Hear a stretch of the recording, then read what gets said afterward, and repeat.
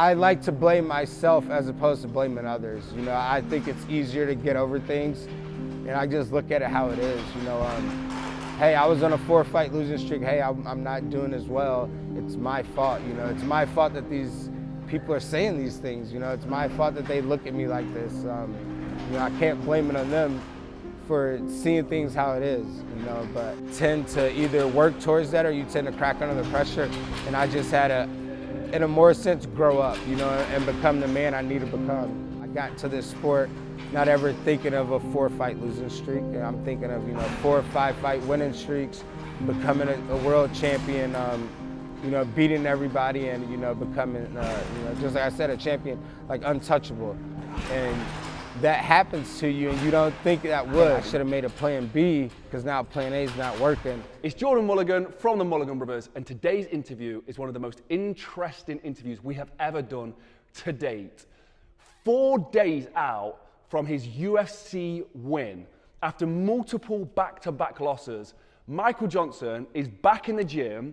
He only had the tiniest amount of time to do this interview because he's so hungry to get back into the gym and working out. So we had a tiny little snippet before the workout, and this is Michael Johnson 4 days post-fight from his UFC win, and he's back with more hunger than ever.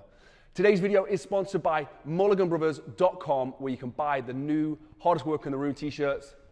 Link down below, and also it is sponsored by Audible.com, also linked down below. Sign up now for your free audiobook from Audible.com. Before that, let's jump into this interview. Bear in mind, he's 4 days out from the fight. He's only just fought 4 days ago and won the fight. It's very hectic in the gym, so please bear with the audio as well. But this is all the time he had to offer, and thank you so much to Michael Johnson for finding this tiny little snippet to do this. Let's jump in to this amazing interview. So, just for people who don't know, just introduce yourself and what you do. All right, my name is Michael Johnson. You know, fight name is Michael Jimenez Johnson, and I'm a mixed martial artist in the UFC. Okay, so we have like a really varied audience in terms of like all around the world. So, if you could describe growing up, but also like as if it's to a foreigner who doesn't understand what it's like wherever you grew up. Yeah, so I grew up in St. Louis, Missouri. It's the Midwest of the United States, so think of, I guess, cornfields and maybe like flat land and like farmland and, you know, everything that, but it's a really nice environment, you know, very friendly, family-friendly, family-oriented, a lot of genuine people, you know, good-hearted people, you know. You come from just like a town where, you know, people like to help one another, you know, and get from there. But then it's also, there's a bad part of the town as well, you know. So I guess with everything, you know, there comes good and bad, you know. So city's got a little bit of good and a little bit of bad, and I come from a little bit of both, kind of in the middle. So, yeah, it works out for me. What was your experience like growing up? Like, childhood up until like, you know, early teens? Yeah, you know, childhood was pretty good. You know, I'm definitely a little hectic. You know, I lost my father at a young age. You know, when, and you know, he had a heart attack when I was young. So, you know, growing up, my mother, you know, a single mother. You know, raising 3 kids. It was she didn't make it seem like it was difficult for her at all. You know, I had a great, you know, childhood. You know, my mother did the best she could, you know, raised me to be, you know, the man I am today. You know, took care of my mother. I mean, took care of, you know, my sister, my brother, and she's a great grandmother, and you know, just a great, genuine person. You know, so I think she's definitely made me into the man I am today, and you know, I couldn't have done this without her. And do you remember early influences? Like anybody, like obviously your mum was one of them, but like was there an early influence, somebody who like motivated you, inspired you at the time? Yeah, you know, the early influences is definitely, you know, my mother, you know, just watching how strong she was to, you know, be the backbone of our family, you know, to help raise us the best she could and, you know, lead me to a great path. And, you know, I also had a great group of support, you know, my extended family, you know, my brother, my sister, you know, my friends and family were all great as well, and you know, it's been a great ride. How did you get into the fight game? Like, what was the journey like? Yeah, so the fight game has just kind of found me, I guess. You know, like I said, I was being kind of young and kind of getting into trouble sometime in places, and being an athlete in sports and everything. So yeah, you know, I always had a sense of never really wanting to work for someone. You know, I wanted to be my own boss. You know, I was really into sports, you know, football, wrestling, track in high school, football in college. I did a little bit of collegiate wrestling as well.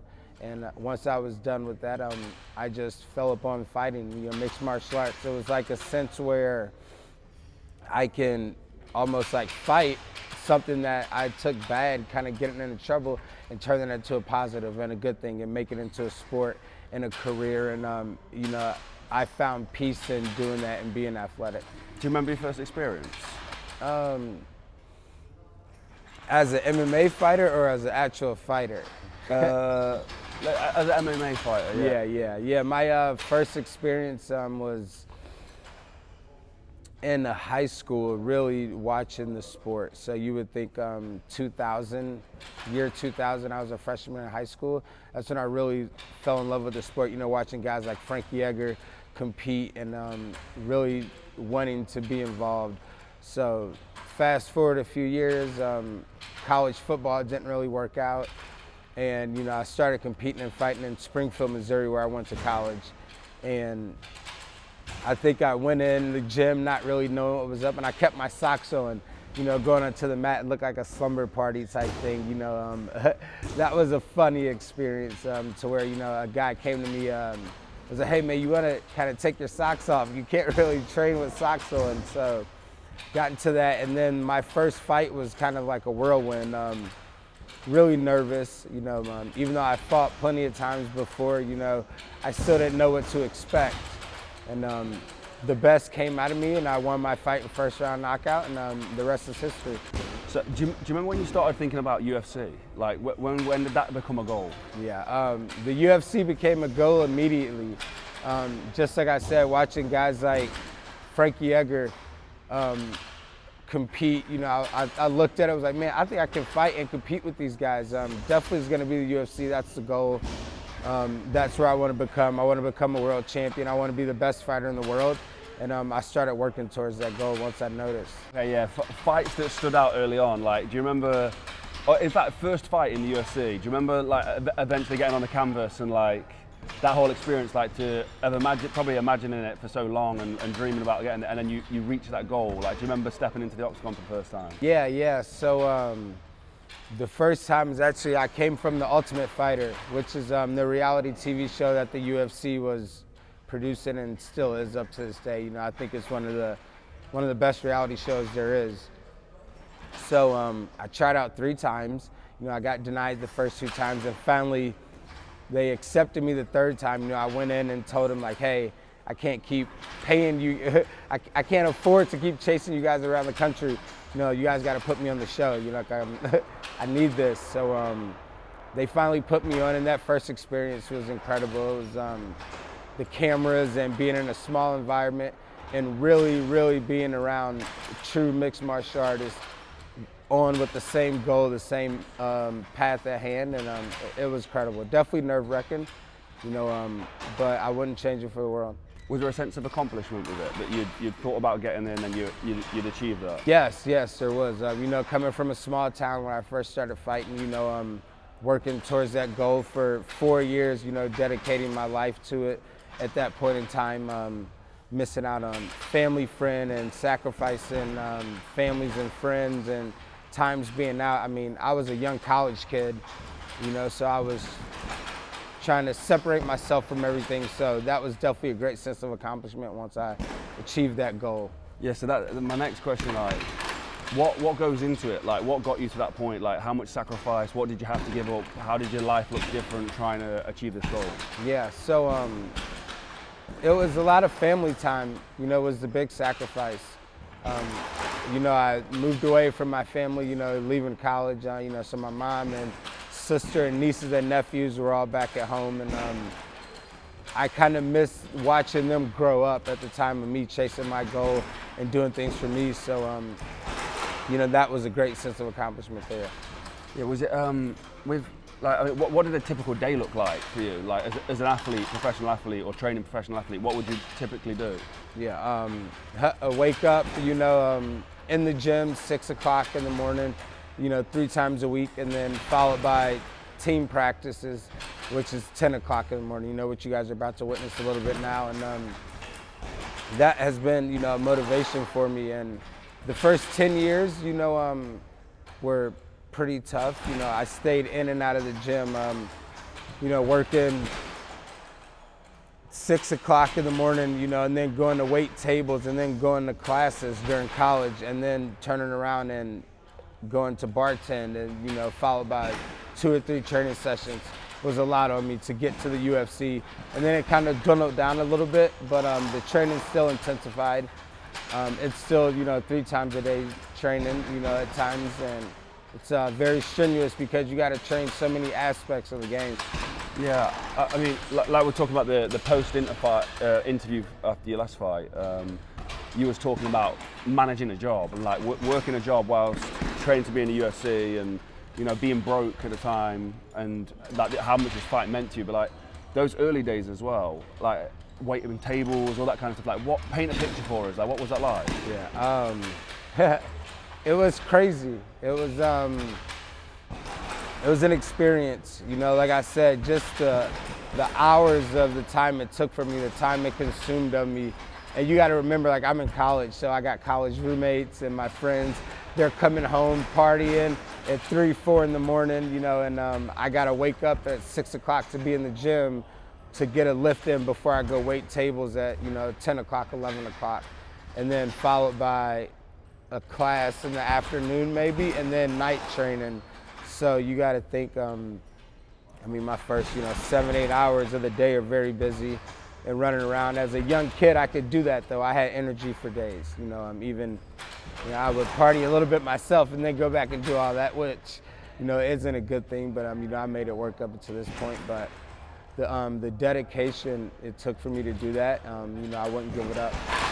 What, do you remember the first paycheck, like professional paycheck? Yeah, it was, okay, so I'll actually rewind a little bit. So my actually first few $1,000 paycheck was, I took a short notice fight in the Lake of the Ozarks in Missouri. And I was fighting a Matt Hughes, this guy, he's a legend in the sport. I was fighting one of his training partners, a guy named Clay French. And they needed a late second replacement. I literally went there to corner a friend. The main event fell out, so I was like, hey, yeah, I'll take the fight, sure. So we're running around. I had to go get a boil-in mouthpiece. I had to, borrow a cup, borrow training shorts, and my best friend at the time, Jesse Zygan, and it was, they offered me $2,000 to take this fight at literally 30-minute notice. So I went in, I took the fight. I ended up winning first round submission. So I'm excited, at this time, I got $2,500 coming to me. The check ends up bouncing, okay? So the check bounces in my bank account.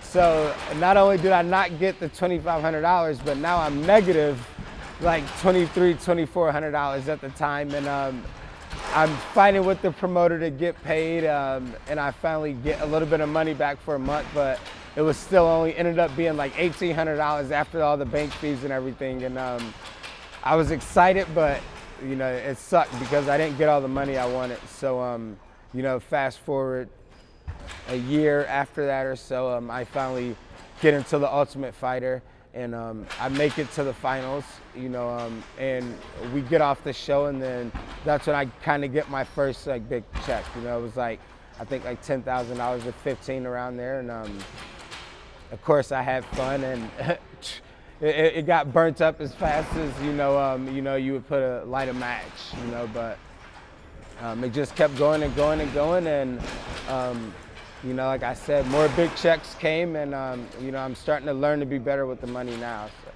Yeah. So coming off this fight, this last fight, prior to that, it was four fights that you'd. Yeah, 4-fight losing streak.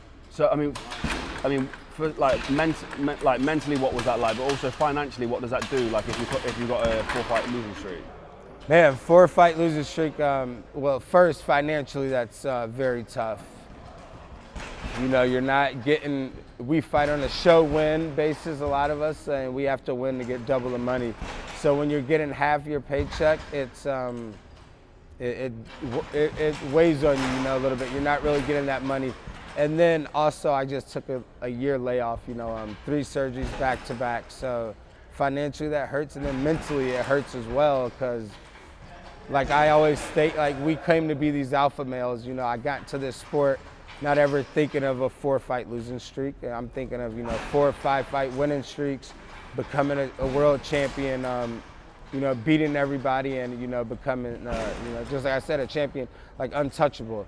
And that happens to you, and you don't think that would, you know, so you kind of go through depression phase. You start second guessing yourself a lot. You start doubting yourself. Were you really meant to do this? You know, are you meant to be a fighter? Are you meant to be an athlete and, you know, continue this road? And you almost kind of start looking for ways out, or like, man, I should have made a plan B, because now plan A is not working, and now I'm really like stressing and everything's kind of crashing in on me. I need to figure out ways. Luckily, you know, the competitive side of me, the dedication side was like, no, like, screw this, like, we're gonna continue this path you set out to be. You know, you set out to be a champion in this sport, and you know, this is what you're gonna do. And just jumping right back on that path and getting going. So yeah, what was that decision like? Or how much pressure was there on that fight going into it, like knowing that, you know, I mean, what would happen if you'd not won the fight? Yeah. There was a lot of pressure to come in to be the best I could be. If I lose that fight, you know, I'm potentially cut from the UFC, and now I have to really work my way back up to being like either back in the UFC or figure out another avenue of, you know, better making ends to meet, figure out a new job, or what, you know. I would definitely have a lot of search, and I would have to find myself a lot, you know, if a loss would have happened. So that definitely wasn't a thought in that. I needed to go in there, and not only did I need to win, it needed to be a dominant win. You know, I think my opponent was very mismatched in that, and I was coming in, like I said, I was fighting for my life in a sense, because I have to provide now for myself. You know, I have to, you know, get these means of to support, because I did make this like my, you know, it became my job and my main source of income. So I need to be successful, you know, to get this money. Is it your only source of income? Do you have another job or anything at the moment? At this time, it is my only source of income, you know, outside of sponsors and whatnot. You know, I'm slowly starting to build into like the real estate field and learning, you know, different avenues in market, and you know, figuring out ways to, you know, get more income coming in. So I mean, some people just think if you fight in the UFC, that's it, you're set. Like, you know, you're driving around Lamborghinis and, you know, like, what's the reality of it? I thought that too. You know, you know, I was one of those guys where I was like, yeah, I'm in the UFC, and, you know, I was winning fights and getting money, and I was being very frivolous with it. I was being careless, and because in my mind it was, I'll make more money. You know, like, I'm gonna get these big fights coming up soon. I'm gonna get these $1 million fights coming up soon. You know, I won't have to worry about, you know, spending this little money, you know. Now reality sets in, you know, you lose a few fights, you don't control your money very well, and it's not there anymore. You know, you're not getting these big fights that you thought you would get. You know, your bank account's not sitting as pretty as you imagine. So then that stress factor comes into play, and you really start to think about that. And like I said, that's a lot of stress that comes on you, you know, so you tend to either work towards that or you tend to crack under the pressure. And I just had to, in a more sense, grow up, you know, and become the man I need to become. Yeah, I think in that post-fight interview, you used the word broke quite a few times, like you was broke over that time period. And I think some people just think, oh, it's just a word that's being thrown around. But I mean, when you say you was broke, what does that mean? Yeah, I mean, financially broke, more mentally broke than anything. You know, I'm not sensing like, I don't want people to misunderstand the word broke with like I'm out in the street like begging for money or anything like that. You know, luckily, you know, I got great friends and family and support system that, you know, helped me in my hard times. But like I said, broke as in mentally, you know, I went through the surgeries and not knowing when I was gonna be able to compete and make money to support myself and, you know, get through life. You know, that's a broke sense in me. So, yeah, it was definitely an issue, you know, especially when, you know, you're not getting paid. You know, and you're broke and I need a fight to make money. So the bank account was definitely not there, you know, but, you know, I got to climb up and we'll be better this time. So going off the mental side of it as well is, I mean, I don't know, to get to this point of your career, you must have had a lot of self-confidence, but like coming off losses, like does that self-doubt start to creep in? Yeah, it does.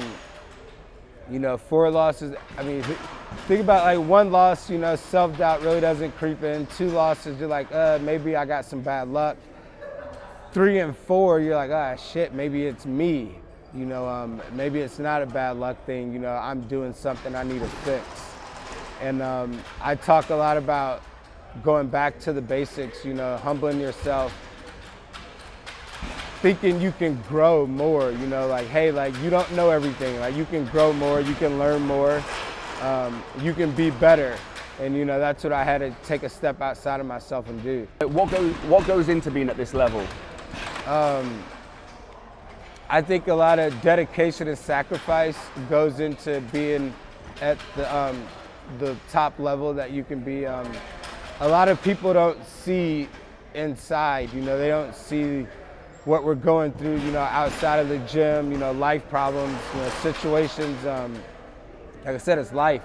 It's hard, you know, at times, you know, everybody goes through it. So as a fighter, to juggle all these things and to go in and compete at a high level is, you know, very difficult. You know, I think sacrifice, you got to have a strong mind and mental behind it. You know, the lack and the pushback we get being in the public eye and, you know, being under a microscope to kind of be held to standards as how we compete is very hard, you know, so you got to have thick skin in this sport, in this game. Yeah, like, so dealing with that side of things, like, I mean, how's that adding pressure to your life? Like, I mean, have you had moments where any of that's got to you? No, none of it's gotten to me. Fortunate, you know, I've kept a strong mind through things, and I just take life, you know, with a grain of salt. You know, it is what it is, and I like to blame myself as opposed to blaming others. You know, I think it's easier to get over things, and I just look at it how it is. You know, hey, I was on a 4-fight losing streak. Hey, I'm not doing as well. It's my fault. You know, it's my fault that these people are saying these things. You know, it's my fault that they look at me like this. You know, I can't blame it on them for seeing things how it is, you know, but, you know, they just didn't know the backstory. They don't know what it takes. And, you know, I gotta say, everybody thinks it's all sunshine and rainbows till it's not. So. Yeah, how do you, I mean, how important is it to hold yourself accountable for, like, just for everybody, like, in general life? It's very important, I think. You have to hold yourself accountable before anything else, because like I said, it starts with you and it ends with you. You know, everybody on the outside looking in are just, you know, they're either support teams or, you know, they're there to bring you down, or they're just there. You know, like I said, you just got to take it like that and be your own cheerleader, be your own supporter, you know, be your own critic, be your worst critic, and, you know, kind of listen to yourself and not so much to others. Something we always speak to fighters about is the idea of, like, fear. Like, I mean, you guys getting in an octagon with somebody to fight, like, you face fear on a day-to-day basis. Like, how would you, you know, like the average person, like, how would you describe, like, how you faced your fears? Fear is good. I think fear, you know, makes you know you're alive.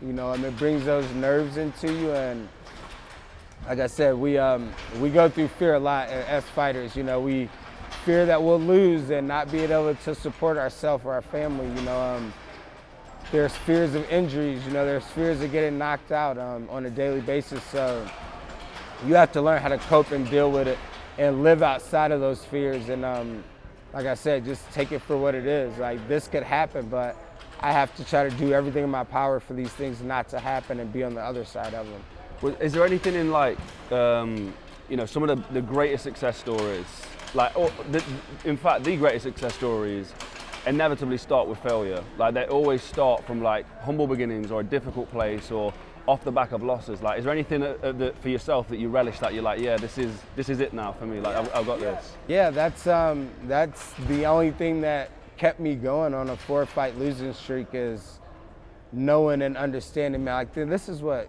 great stories are made of.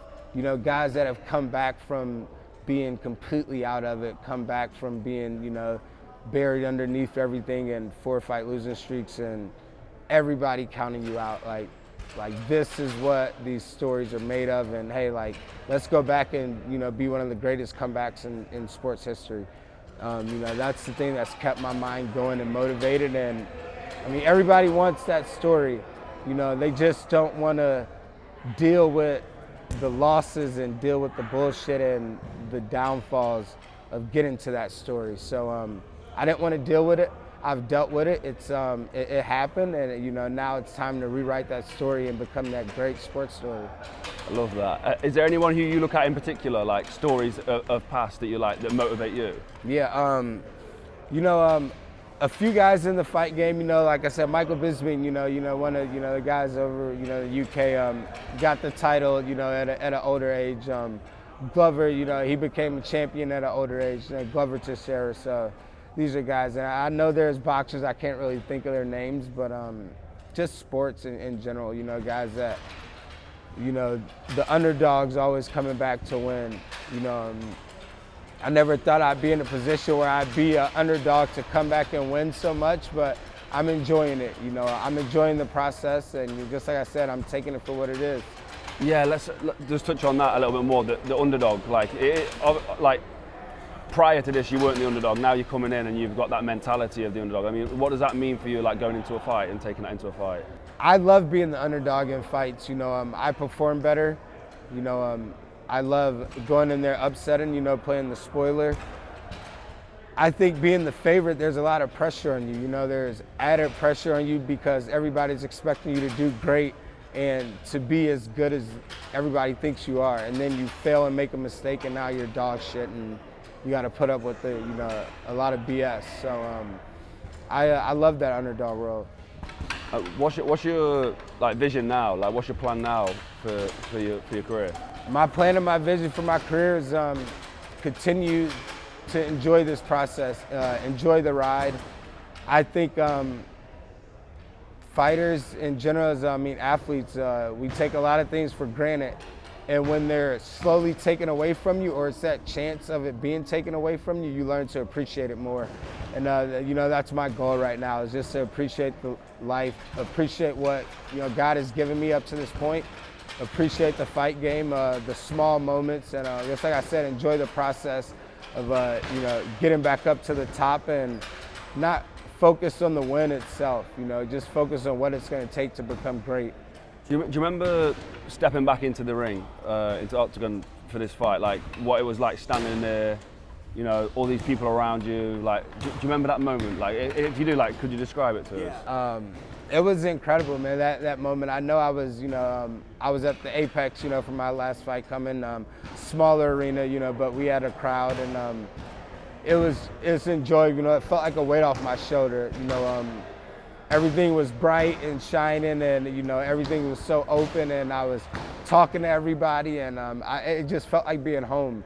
You know, that's exactly what it felt like, and it was incredible. You know, I never felt so comfortable. You know, but it was me enjoying that moment and having it almost taken away from me to get it back and enjoy it even more. How would you describe to a non-fighter standing in an octagon with a guy like so many feet across away from you wants to rip your head off? Like, how would you describe that to him? What's that like? Normal people are gonna think I'm crazy when I say this, but it's peaceful to me. And you know, I mean that by I'm comfortable there. And I think that's where people can resonate. You know, they find peace in where they're comfortable at. And even though as fighters, we don't want to be in comfortable situations, because will make mistakes, but you know, I was peaceful there. You know, it felt like, it's weird. It felt like nothing could hurt me in there, and this guy's just standing across from me, ready to hurt me. You know, so it's strange to have that feeling, but you know, it was just joyful. Yeah, that is. Yeah. You know, that is crazy, right? Yeah, yeah. To say it's peaceful in there, that's crazy. I mean, what's it take to be a fighter, like mentality-wise? Like, I know obviously fighters are all built differently, but like, what does it take to get in the ring and, you know, fight somebody? Yeah, you gotta be very strong mentally. Like I said, it's almost a sense where you have to be okay with being hurt. You have to be okay with knowing that I might not make it out of here. You know, like, it's a chance where something can go wrong. You know, you have to be okay with that. And I think fighters, just like I said, modern day warriors, you know, we're going into battle knowing, you know, things could go wrong, but none of us are thinking that. You know, we know that, but we're not thinking that. You know, we're going in here ready to, you know, perform, you know, be great, and you know, a lot of us, you know, like I said, we get peace in that. What would your message be to people who still doubt in you for your next fight? Like, what would you say to them? There's not really a message for them. You know, keep doubting me. Keep doubting me. Stay on that side of doubt. You know, like I said, I'm here to prove myself wrong. I'm not here to prove anyone else wrong, and you know, that's why I'm here.